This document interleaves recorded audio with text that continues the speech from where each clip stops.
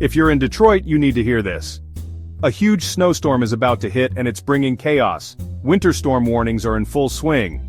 Sanilac, St. Clair, Macomb, Wayne, and Monroe counties are looking at up to 7 inches of additional snow till 4 p.m. Sunday. And it's not just these areas. Detroit, the Thumb, and northeast lower Michigan are all under threat.